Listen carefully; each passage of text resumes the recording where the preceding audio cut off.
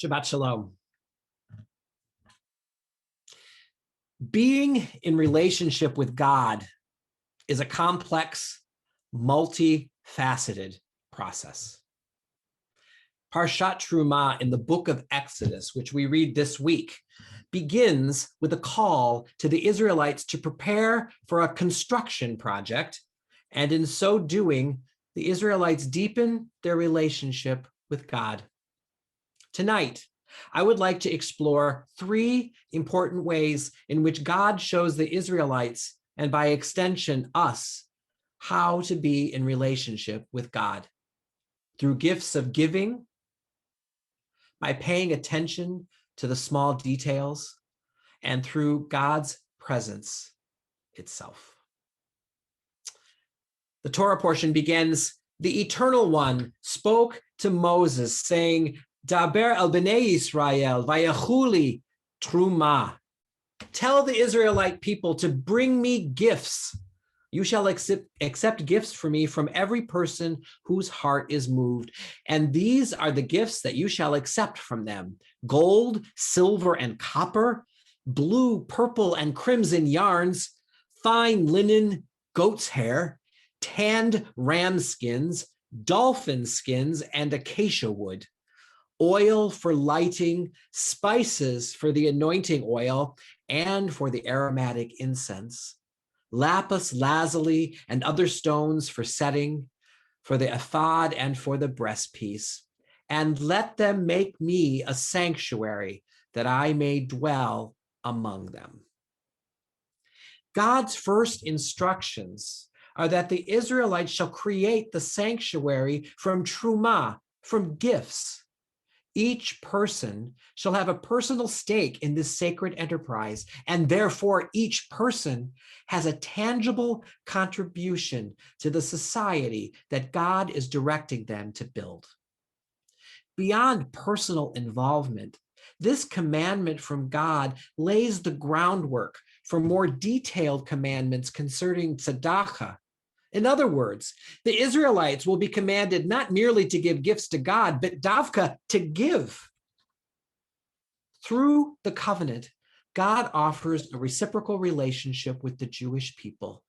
And through these terumah, these gifts, God is showing the Israelites how this works.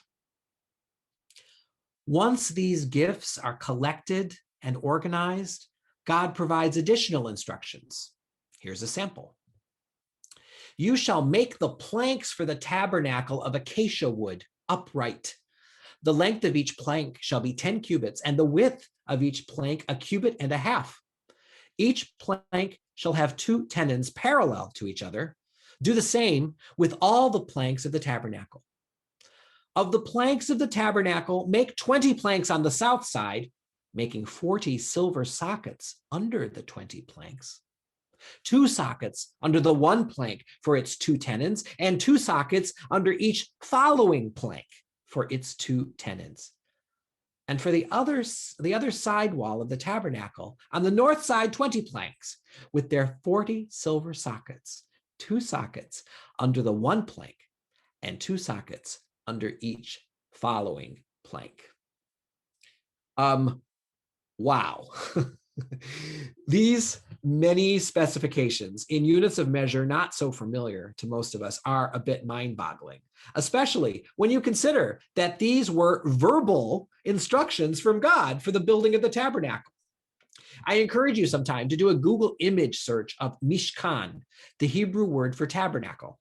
With a little bit of scrolling down, you will see pictures of a gold gilded box-shaped vessel with 2 cherubim on the lid piece.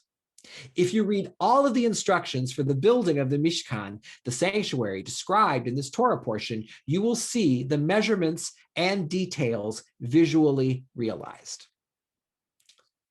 In these detailed instructions for building the Mishkan, God shows the Israelites that in order to live a sacred life, the small details matter. As God gives further mitzvot, the details are often extensive. Just ask many B'nai Mitzvah students who draw a Torah portion from Leviticus. and they'll tell you how extensive it is. Those of us who keep kosher can appreciate how this complexity develops into a complex system of traditional observance. Many details must be attended to if the observance is to be fully realized. The observance of these details is an important part of how traditionally observant Jews are in relationship with God. Keeping to the details is a way of demonstrating fidelity, faithfulness to God. Finally, let us consider the third way that God models how the Israelites can be in relationship with God. For this, I will repeat a verse that I read earlier. And let them make me a sanctuary that I may dwell among them. The Mishkan, the vessel God instructs them to build, is designed to be a space in which God will dwell with the Israelites on their journey across the wilderness. God is moving in. But seriously, God is clearly planning on deepening and strengthening the covenantal relationship, at least partially, through God's very presence. To a post-biblical sensibility, in other words, all of us, the idea of containing God in space is difficult to fathom and may even feel a little bit heretical. Yet, that is exactly what is happening in Terumah. What can we learn from this?